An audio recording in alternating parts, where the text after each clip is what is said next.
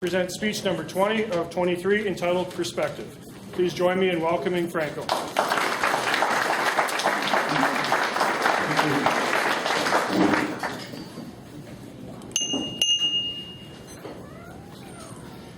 Thank you very much. Well, I had no idea I'd be crashing your banquet tonight. Thank you very much for allowing me to pause your dinner to share this historic and charitable event together. Now, if you want to throw anything, food is welcome. So please, I haven't eaten for 12 hours, so that's another cause I'm doing that. No, I'm not doing that. But it's kind of fitting, actually, and I'm happy to be here quickly to be speaking for speech number 20. We're almost there, and I just had a speech over at the Oshawa Lions, and I talked about historical events that happened on this day. And it's kind of cool to think about this event, this idea that I had to support my dad when he was facing cancer, for it to now become quite a community event.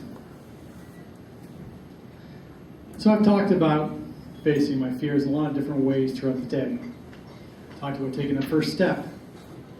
Talked about change, talking about keeping momentum and these kinds of things in the face of a fear or challenge. And this one's about perspective. And talking about perspective, this couldn't be planned even if I tried. And I'll show you why. I'll tell you why. I want to start with a quote. And the quote says, "What we see depends mainly on what we're looking for." What we see depends mainly on what we're looking for. And in thinking through my fears and challenges of what I had to take on throughout this event today, one of the most important things I learned, and in planning as well, was this sense of perspective. You're facing a fear, you're facing a challenge, you always got to really take perspective. It's always easier said than done. And this is why I think this is completely freaky that I'm talking to you, specifically your group today, because this was not planned. There's an analogy that I had developed in undertaking and writing this speech on perspective. And it's maybe not be one that you ever heard before, or maybe it is. But the analogy I use on perspective, I refer to the game of darts. I swear to God, I did not plan this. I didn't know you were going to be here. This is fitting. And I hope, first of all, I hope I don't offend any of you, because I'm not a darts player. I have many friends who are amazing at the game of darts. I wish I could do what they do. But for some reason, I decided to take on this view of perspective with the analogy of the game of darts. I'm getting goosebumps right now. Time. As I said, I'm not a darts player, but I spent a lot of time growing up with friends who were darts players. And I was thinking about this game of perspective. The one that always stands out for me as a novice is, of course, the game of Around the World. Right? It's the only one I know. But it kind of fits with what I was undertaking for this event. I'll tell you why. Obviously, you know the premise. Hit the consecutive numbers before you can proceed. The goal is to hit the bullseye. But here's the analogy. In playing darts, please correct me if I'm wrong. In playing darts, please do,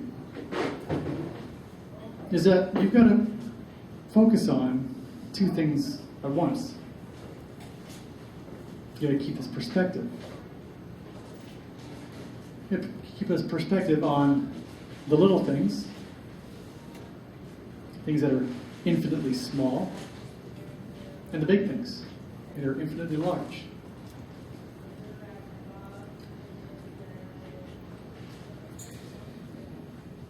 We talk about how I applied this exact same approach of perspective to undertaking this event.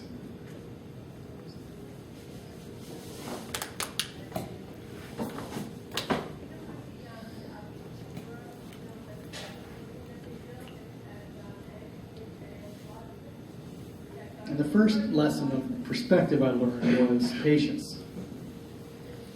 There was a number of tasks that I had to undertake to organize this event. They had to follow a particular order. At the same time, I had to keep in mind the big picture, the overall event itself. Another thing I learned about perspective is focus. Focusing on small tasks, knowing that they all added up to the bigger picture, the event.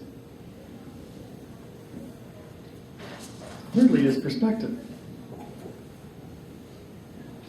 Some of the activities, some of the tasks I attempted to undertake didn't go anywhere, weren't successful. So I had to change my approach, my game plan, to achieve the overall goal. And I found this same thing works or applies to a game of darts. Patience. I didn't have much of it when I played, but patience. Focusing on the numbers while you simultaneously keeping track of your overall score. Focus. Focusing on the small numbers, the order that you're taking.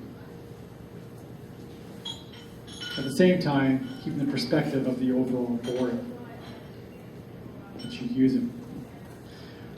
Lastly is perspective. I'm sure you're not like me, but every time I would make an attempt at a number, most times I would not get to where I was aiming.